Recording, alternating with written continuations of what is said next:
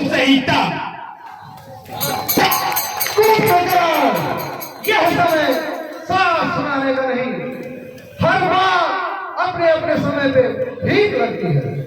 यही तो मैं कहना चाहता हूं भैया, आपने उचित समय पर उचित बात नहीं की। नीति कहती है पुरुष को धर्म, अर्थ और काम का सेवन उचित समय पर ही करना चाहिए। जैसे प्रातः काल धर्म का, मध्याह्न काल अर्थ सेवन का और रात्रि में काम सेवन का विधान है। इन तीनों में भी धर्म श्रेष्ठ है। अतः जहां धर्म और काम का सेवन धर्म विरुद्ध हो, वहां दोनों की उपेक्षा करके धर्म के अनुसार ही चलना चाहिए। सीता का हरण करते समय आपने धर्म और अधर्म की बात नहीं सोची। मंदोदरी भाभी और विभीषण की धर्म बात नहीं सुनी, सिर्फ अपनी काम वासना का पूर्ति का बहाना ढूंढा है आपने। इसी का यह फल है जो आज सारे लंकावासी भोग रहे हैं। एक गुरु और आचार्य की भांति हमें ज्ञान दे रहा है, तो जाओ जाके फिर से सो जाओ, हमें तुम्हारी कोई आवश्यकता नहीं। इस समय संकट का समय है और संकट के समय तुम्हारा क्या कर्तव्य है वह बतलाओ। बुद्धिमान व्यक्ति बीते हुए समय की सोच नहीं करते, कर्मयोगी भविष्य की चिंता नहीं करते।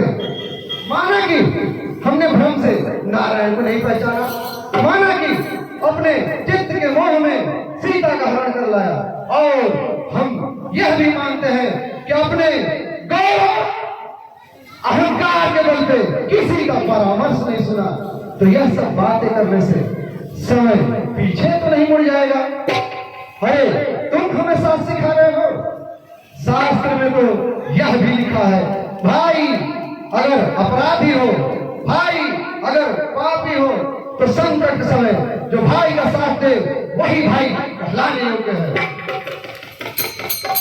अरे अपराधी को तो सब ज्ञान दे सकते हैं, परंतु संकट के समय जो उसका साथ दे वही तो भाई है।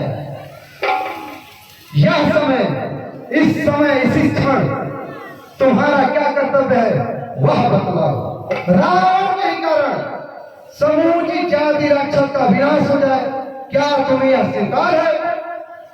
कुंभकर्ण, तुम्हारे मन में अगर कोई संशय है, तुम्हारा कर्तव्य पथ साफ नहीं दिखाई देता, तो युद्ध में जाने से कोई लाभ नहीं।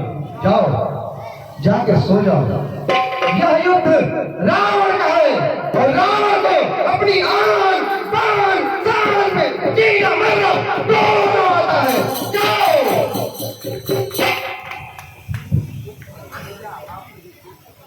भैया आपने मुझे ठीक प्रकार से समझा नहीं। मैंने जो कहा एक सच्चा हितैषी होने के नाते कहा, यह मेरा अधिकार भी था और कर्तव्य भी।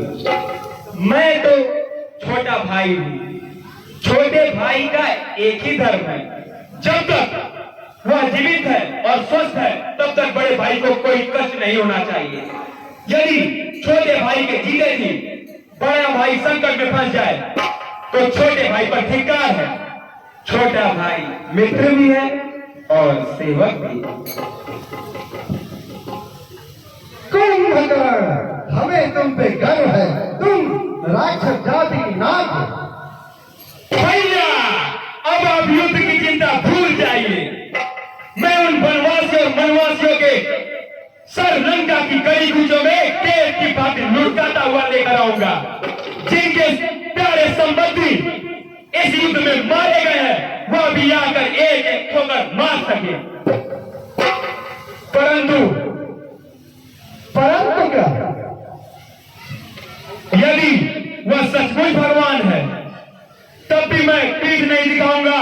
अपने भाई की आन के लिए रणभूमि में लड़ता हुआ मर जाऊंगा, यह मेरा वचन है।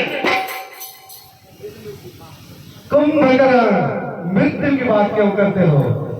युद्ध की बात करो, युद्ध में विजय की बात करो। हमें यह विश्वास है तुम अवश्य विजयी होगे।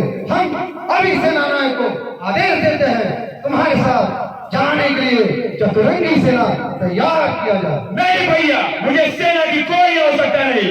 मेरे हाथ में केवल शिव का त्रिशूल होगा। उसकी आधी सेना तो मेरे पांव के नीचे कुचल जाएगी।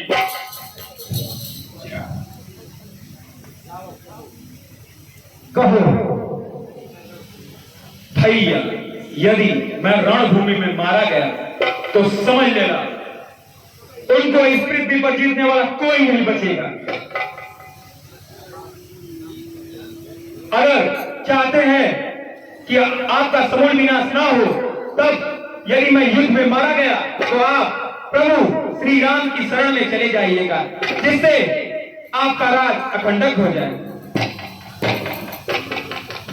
प्राणी जब अपने कुटुंबजनों के साथ ऐश्वर्य भोगता है तो वह प्रसन्न होता है, परंतु तुम जैसा जब भाई नहीं रहेगा तो रावण को ये तीनों लोगों का राज किस काम का? भाई भाई के बेटे अपने बेटे मरवा के रावण यह राज्य का सुख कैसे भोग सकेगा? तुम मिलकर मेरे भाई मृत्यु की बात क्यों करते हो? युद्ध की बात करो, युद्ध में विजय की बात करो। जाओ जाओ जाके युद्ध करो, हमें पूर्ण विश्वास है तुम अवश्य विजयी होगे। जाओ।